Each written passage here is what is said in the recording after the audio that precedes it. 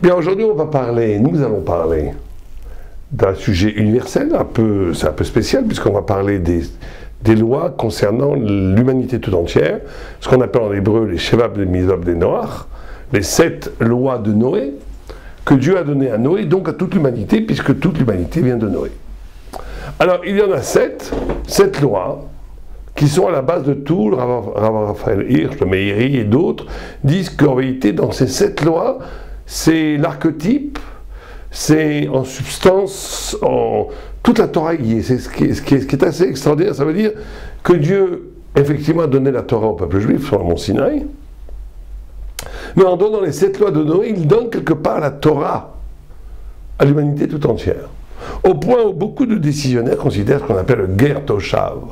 Le Ger Toshav, c'est le converti qui n'est pas converti. C'est pas un converti, il y a des convertis, le Ger Tzedek, qui devient juif. Un non-juif qui accepte la totalité des prescriptions, des mitzvot, et qui se fait circoncire, et qui s'immerge dans le bain rituel, le bain de purification, il devient juif comme n'importe quel juif. À part de se marier avec les Kohanim, on a pratiquement les mêmes lois pour... un converti est un juif. Au point où une femme convertie, ses enfants sont 100% juifs, et ses enfants peuvent se marier avec un Kohen, donc avec un prêtre. Donc ça c'est le converti classique. Mais il y a ce qu'on appelle le Ger Toshav. Le Ger Toshav, c'est le non-juif, habitant en Israël ou pas, qui respecte les 7 lois de Noé. Et à ce moment-là, certains disent que c'est une sorte de conversion.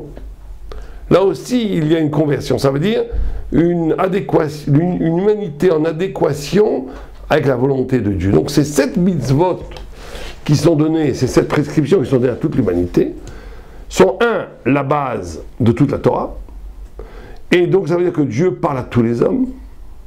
Ça veut dire aussi que c'est un lien possible entre tout humain et Dieu, et ça veut dire aussi qu'il y a un lien entre le peuple juif, un lien de fraternité, un lien de synergie possible entre juifs et les justes des nations, pour faire triompher la vérité sur terre contre toute la barbarie idéologique contemporaine, l'obscurantarisme qui habite véritablement la pensée moderne. On est dans des zones, dans des temps de ténèbres au niveau de la pensée, et cette parole divine qui traverse toute l'humanité est le lieu d'une réflexion, d'une poétique, d'un miracle spirituel et intellectuel qui est à la base d'une espérance, d'un renouveau pour l'humanité. Il faut savoir que la Torah nous dit, dans Sanhadrin, qu'un non-juif qui étudie la Torah est égal au grand prêtre de Jérusalem, du temple de Salomon. C'est incroyable. Alors pourtant, il y a des choses qu'un non-juif n'a pas le droit d'étudier. Alors oui, on ne parle pas d'étudier la Kabbalah ni la Gemara, non, ça c'est interdit. Tant qu'on n'est pas converti au judaïsme Gertzer, on n'a pas le droit d'étudier certains textes de la Torah. Mais d'étudier, comme on va le faire aujourd'hui, les 7 lois de Noé, ou la Bible, ou tout ce qui a trait au l'ordre de l'éthique, ou de la spiritualité, ou de la révélation divine, là, au contraire, un non-juif qui étudie cette Torah-là est égal au grand prêtre du temple de Salomon. D'où l'importance, en réalité, d'enseigner ces 7 lois. Alors, il faut savoir qu'au-delà des 7 lois qu'on va énumérer tout de suite, il y a d'autres lois moins connues que le non-juif a l'obligation de garder. Peu de gens sachent que juifs ou non-juifs n'ont pas le droit de faire des kilaïm, ça veut dire la mélange des semences, ça veut dire le boutage de genres végétaux différents, on n'a pas le droit. On n'a pas le droit non plus de castrer les taureaux pour en faire des bœufs.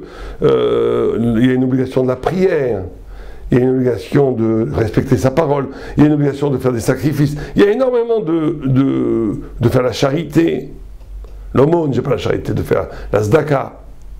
Donc le non-juif est concerné par plein de mitzvot, mais les 7 mitzvot sont en gros, avant tout, celles qui sont révélées et qui sont d'oraïta de la Torah et qui contiennent la totalité en réalité de la Torah quelque part. Alors c'est quoi les 7 mitzvot? Alors c'est très facile. Il y a 1, ne pas faire d'idolâtrie, on va en parler. 2, ne pas tuer. 3, ne pas blasphémer. 4, ne pas voler. 5, ne pas commettre l'adultère. 6, ne pas manger la chair d'un animal vivant. 7, et là c'est plus collectif, d'instaurer des tribunaux de justice pour faire régner la justice dans les États où vivent les non-juifs. Alors ces 7 mitzvot, encore une fois, sont subdivisables en 3, comme le Rav Raphaël Hisch le dit. Un, dit-il, c'est Akarat Ichud Aboré, c'est-à-dire la reconnaissance du Dieu unique. 2, c'est ce qu'il appelle le Tzedek Betoda'a, ça veut dire la justice dans la conscience. 3, c'est Ishtalshut, ça veut dire dominer ses passions animales. Et donc ça renvoie effectivement à 3 niveaux, le rapport à Dieu, le rapport à l'homme et le rapport à nous-mêmes. Le rapport à Dieu s'émancipe principalement par l'interdiction du blasphème, l'interdiction de faire de l'idolâtrie, le rapport à l'autre par l'interdiction de tuer, de voler, et le rapport à soi-même, c'est la justice, ne pas manger la chair d'animal vivant, et certains disent que c'est vraiment ces 3 choses-là sont en vérité comment l'homme s'élève au-dessus d'une animalité. Adam, c'est une anagramme qui veut dire méod, c'est les mêmes mots les mêmes lettres que méod. C'est un homme devient homme quand il est traversé par la loi de Dieu, et que cette loi de Dieu l'élève à tous les niveaux à une damnation, à un statut d'animalité qui obéit à des principes déterministes de la nature. Et ces lois sont quelque part le salut de l'homme. C'est le salut de l'homme. Alors, est-ce qu'il faut que... On va essayer d'être très technique aujourd'hui. On va faire moins de pensées abstraites, parce que comme je veux que ce cours soit quand même efficace pour que les gens savent ce qu'ils doivent faire. Est-ce que l'obligation pour un non-juif de se soumettre à ces 7 lois divines, qui lui assure le salut, et ça c'est bien important, parce que le Maïmonide et tous les Rishonim disent que bien entendu, le texte de Maïmonide est très beau d'ailleurs, il dit bien entendu, le non-juif qui fait un effort sur lui-même éthique, un effort spirituel d'atteindre l'unité de Dieu, et qui respecte les 7 mitzvot, Vadaï, dit-il, c'est sûr qu'il aura la félicité éternelle après la mort. Donc nous parlons ici de la clé de l'éternité. Maintenant, est-ce que ces 7 mitzvot, prescriptions que le non-juif doit faire, est-ce qu'il y a l'obligation que le non-juif sache que ça vienne de la Torah de Moïse? Eh bien écoutez, je vais vous surprendre, à part Maïmonide qui pense que oui, la plupart des grands décisionnaires, et la halakha est plus ou moins comme eux, c'est que non. Ce qui montre une grande élégance du judaïsme, c'est-à-dire que le salut dans les autres religions, c'est toujours si on adhère à la religion. Il y a eu des changements dernièrement, notamment dans le catholicisme, mais pendant des siècles, dans l'islam, et dans le christianisme, qui sont quand même des religions filles du judaïsme, qui ont hérité de cette notion de l'éternité après la mort, n'ont le salut que celui qui va adhérer à la vérité de la religion. Dans le judaïsme, pas du tout. Du moment où vous faites les 7 mitzvot de Bnei Noach, vous avez de l'éternité et vous n'avez absolument pas besoin de reconnaître que ces 7 mitzvot sont sont agréés par la volonté de Moïse et de la Torah juive. À part, encore une fois, Maïmonide qui pense que oui. Mais la plupart des Rishonim le disent que non, et ça montre une sorte de liberté, d'universalité, du fait que la Torah n'est pas intéressée du tout au fait que les non-juifs adhèrent, prêtent allégeance au judaïsme, pas du tout.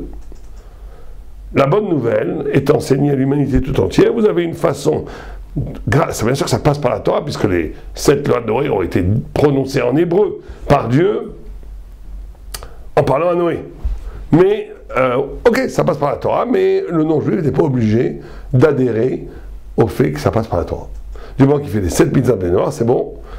Je répète encore une fois que Maïmonide pense différemment. Il pense que une des conditions essentielles pour acquérir l'éternité, pour un non-juif, c'est de reconnaître que ces 7 mitzvot viennent de la Torah de Moïse. Mais, encore une fois, la plupart des dictionnaires ne pensent pas comme lui.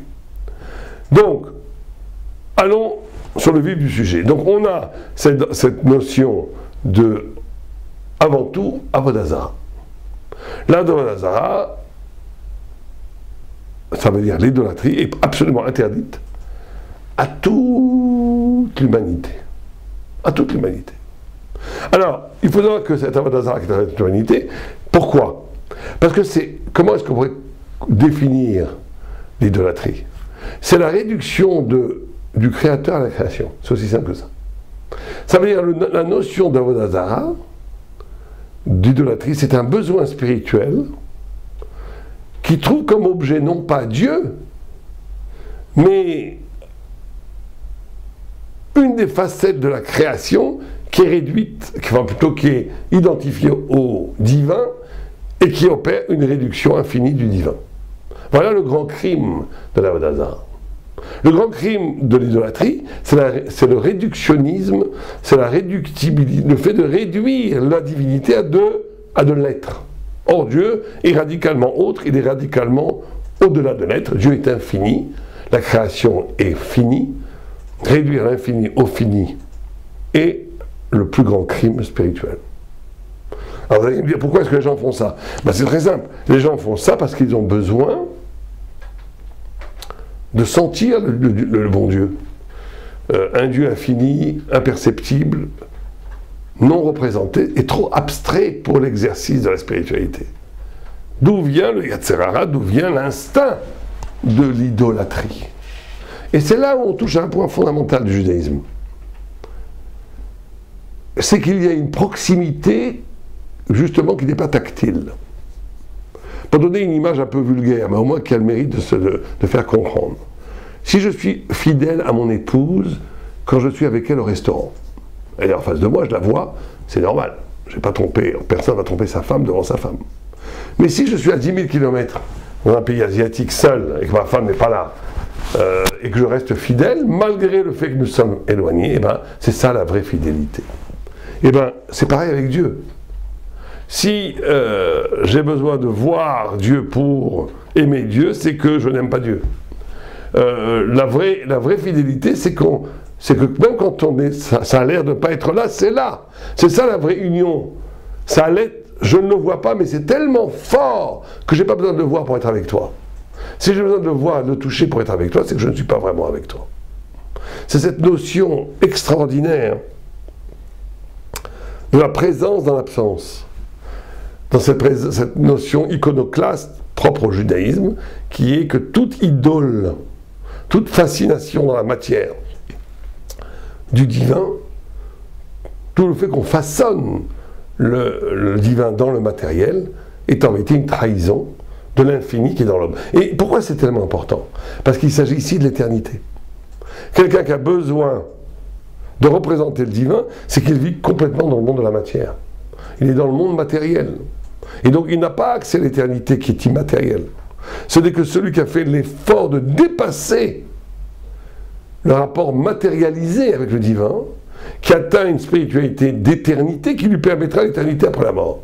Mais quelqu'un qui a besoin de représenter matériellement le divin, c'est qu'il est complètement engoncé dans la matière qui ne résistera pas à la mort. Et donc, après la mort, il n'a pas la vertu spirituelle de pouvoir exister face à un Dieu qui est radicalement autre, au-delà de toute représentation matérielle.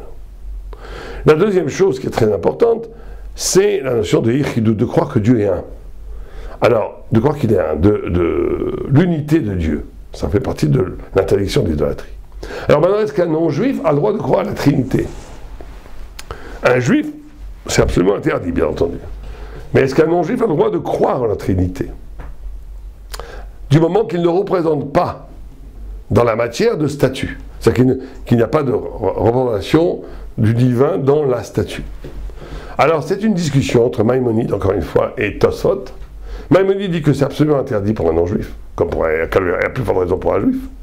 Mais les Tosfotim disent que, et le Rama est précède comme ça, qu'un non-juif a le droit de croire à la Trinité. En d'autres termes, pour la vue du Réma et du Tosfot, il n'y a pas d'interrogation pour un non-juif de croire que le divin est composé de plusieurs forces, plusieurs visages. Pour Maïmonide, c'est absolument interdit. C'est intéressant de voir que Maïmonide, qui est le grand décisionnaire oriental, pour ce qu'on appelle les Sfaradim, ceux qu'on vit dans les pays musulmans, est celui qui interdit de croire à la Trinité, même pour un non-juif. Et alors, les musulmans n'ont pas ce problème, puisqu'ils pensent à un Dieu unique. et que les Tosfot et le Réma, qui est le décisionnaire pour les pays occidentaux, est celui qui permet la Trinité, puisque les Juifs qui habitaient dans ces pays étaient des chrétiens. Mais bien entendu, deux points essentiels, la Trinité pour cette vue-là qui est la loi en Europe, on va dire, donc en Occident, donc ça marche bien, on s'en sort pas mal, n'est permis que pour les non-juifs, pas pour les juifs. Un juif qui croirait à la Trinité serait coupable d'idolâtrie. Et deux, cette permission de croire à la Trinité pour un goy d'après les Tosfot et d'après le Rama n'est valable que si elle ne s'accompagne pas d'une incarnation matérielle dans une idole, dans une statue. Que ça soit très clair. Alors, la notion de harayot. La deuxième chose, c'est l'interdiction sexuelle. Alors, harayot, c'est pas simplement l'adultère, c'est l'adultère, c'est l'inceste, c'est l'homosexualité, etc., etc. Ça, c'est absolument interdit pour universel. Alors, il faut essayer de comprendre pourquoi. En quoi est-ce que le désir concerne le spirituel? On aurait pu imaginer que du moment que les deux personnes sont consentantes, la spiritualité n'a pas à se mêler du désir ou du plaisir corporel des gens. On aurait pu imaginer cela. D'ailleurs, c'est la pensée moderne qui pense que si le monde n'a pas de violence, ni de coercition physique ou psychologique,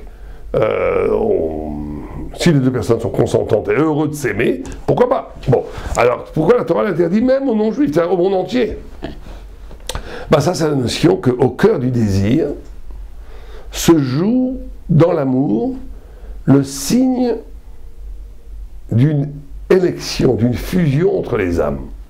C'est-à-dire que l'amour physique n'est que le signe, n'est que la conséquence d'un amour des âmes. Et en vérité, c'est ça la notion de fidélité. Deux personnes s'aiment parce qu'elles se sont rencontrées. Et cette rencontre, c'est la rencontre de deux âmes qui doivent bâtir un projet ensemble. Le papillonnage, le prendre du plaisir et s'enfuir, ne pas avoir de vraies relations dans la durée, n'être que dans la consommation du plaisir de l'autre, instrumentalise le corps de l'autre comme un objet et lui enlève la dignité d'un vrai rapport amoureux, d'un vrai rapport de bâtir quelque chose ensemble. Et donc, ça c'est universel, l'interdiction de l'adultère.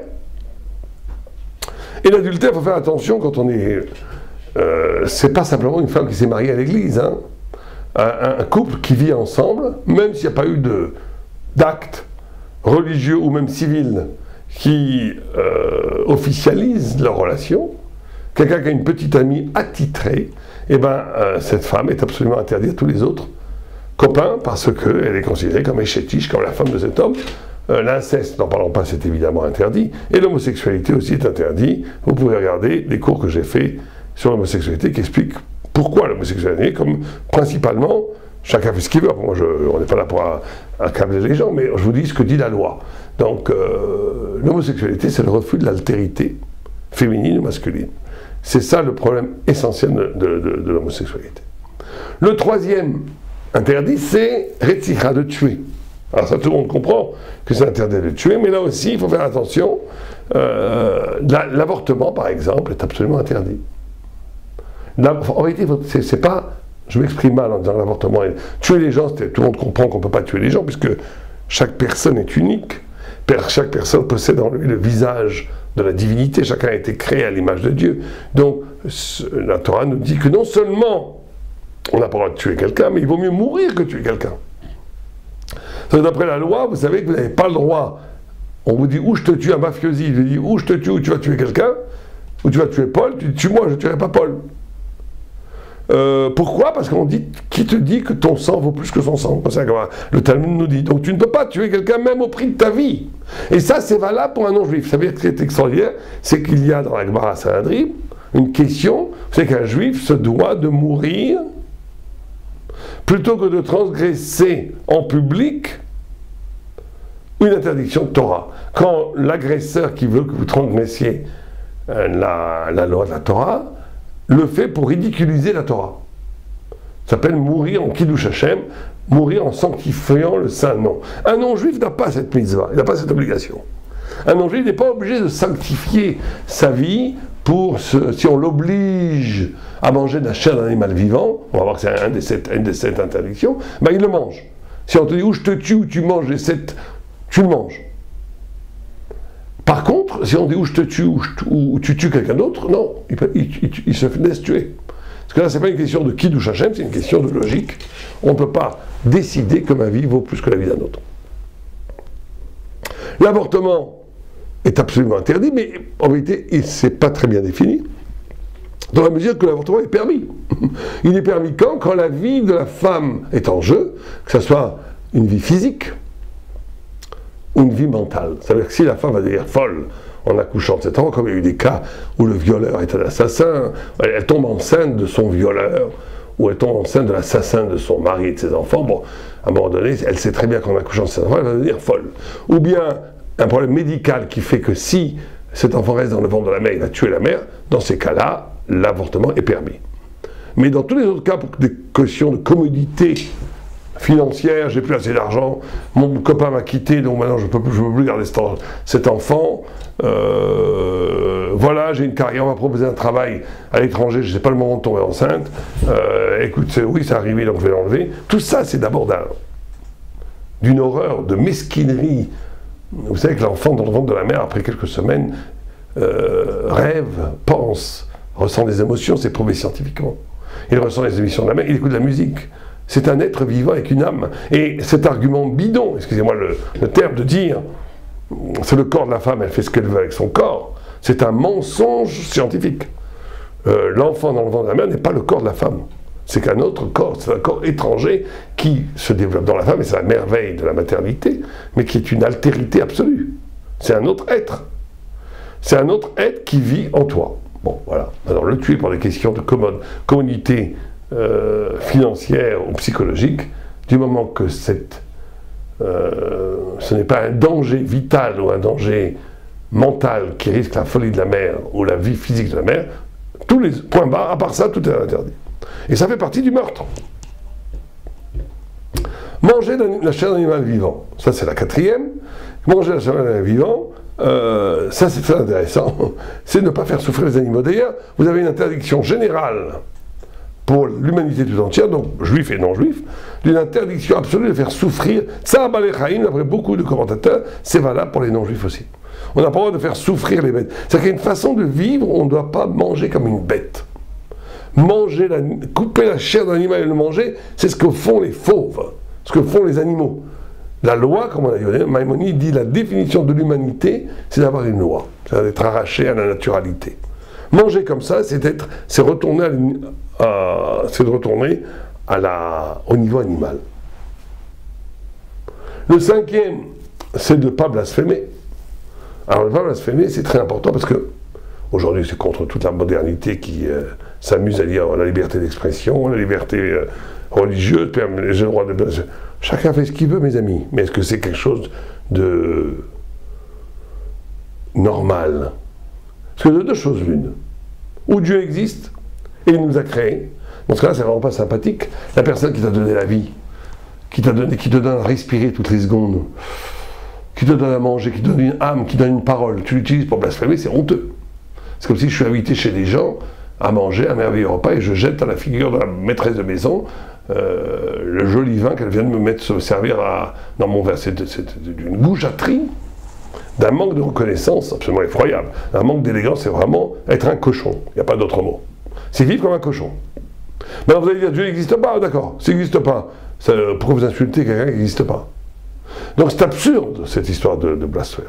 Et on est dans ce délire de la transformation de l'homme en Dieu, où il est tellement libre qu'il peut se permettre de dire, de faire n'importe quoi. On est vraiment dans une période où les vers de terre se permettent de mépriser les étoiles. On en est là. Ça veut dire que voilà, on est dans une goujaterie absolue. Et le blasphème est le signe de ce manque d'élégance intellectuelle et spirituelle qui est contemporain à toute la pensée idéologique moderne. Le sixième, c'est ne pas voler. Là, c'est très simple de ne pas voler. On ne peut pas voler, mais c'est pas ça, c'est juste pas voler. On ne peut pas retenir un salaire d'une personne. On ne peut pas travailler chez un patron et passer une demi-heure dans les toilettes en téléphonant à toute sa famille. Il y a une notion de confiance. la notion de ne pas voler, bien sûr on n'a pas le droit de voler physiquement, la notion de fidélité et d'être digne de la fidélité à l'autre. Alors il y a ce problème, bon, on va pas rentrer trop dans les détails, si je suis dans un univers qui est lui-même malhonnête, est-ce que je peux être un peu malhonnête pour essayer de restituer un peu d'honnêteté? Je suis dans une boîte qui sous-paye ses employés et qui les traite mal et qui abuse d'eux. Est-ce que j'ai le droit à ce moment-là de... Alors là, chacun doit faire très attention avec cela, avec ce genre de calcul, mais il y a des fois où c'est permis, des fois où c'est interdit. S'il faut ça, il faudra demander à quelqu'un qui connaît très bien la halakha, mais la loi. Mais de façon générale, voler, c'est de ne pas connaître, c'est de ne pas reconnaître la providence. C'est ce qu'on appelle le mimétisme. En vérité, quand quelqu'un vole, très souvent, à part quand il a faim, quand quelqu'un vole, c'est parce qu'il jalouse, c'est pas qu'il désire l'objet volé. Il désire la place de celui qui possède l'objet volé. Ça s'appelle le mimétisme. Comme tout le monde admire celui qui a quelque chose, je voudrais être la place de cette personne, donc je vole pour me substituer à lui, pour lui prendre sa place. Et le mimétisme, c'est la fin du bonheur. Le fait de désirer d'être autre chose que soi-même, c'est la destruction de la dignité de chacun d'entre nous. Et le vol s'inscrit énormément là-dedans. Très souvent, le vol, c'est simplement le refus de ce que je suis vraiment, pour de façon facile, avec violence ou sans violence, m'attribuer une vie qui n'est pas la mienne. Et la dernière chose, c'est effectivement le 7e commandement, c'est pour les non-juifs, pour l'universel, c'est de faire régner la justice. La notion de justice est fondamentale. Le monde a été créé. La justice, c'est la pérennité du monde, dit le Tour. Dieu crée le monde, mais pour que le monde puisse continuer à vivre, à se maintenir, il faut qu'il sorte de l'état de nature. Et que l'homme, pour ça qu'on dit que celui qui fait la justice est comme un partenaire de Dieu. C'est-à-dire qu'il est capable il continue, il parraine la création du monde. Il fait que la création du monde elle-même a un sens, peut continuer dans l'histoire. Et donc la notion de justice qui s'accompagne à la notion d'amour, elle est fondamentale dans la relation que j'ai avec l'autre. Ça veut dire qu'une relation, on ne peut pas avoir une vraie relation authentique avec son prochain, avec soi-même, avec la vie, si cette relation n'est pas absolument fidèle à la notion de vérité et de justice. Et tout homme se doit d'avoir cette exigence de justice accompagnée de la notion, quand on a une vraie justice, on peut y accompagner l'amour, la compassion et la miséricorde. Que Dieu nous donne à tous le bonheur de suivre les commandements de Dieu qui ne sont pas des commandements. Parce que la mitzvah en hébreu, ça vient de tzavta. Tzavta, c'est un lien. Ce sont des échelles de lumière qui nous permettent un flux, un rapport avec la divinité qui nous rend nous-mêmes divins. Et celui qui se coupe de ces prescriptions, en réalité se coupe de l'occasion de devenir lui-même divin, éternel, et de vivre dans la félicité de la vérité. Adava Aleinu, Kol Haolam Kulo, Amen Kinatson.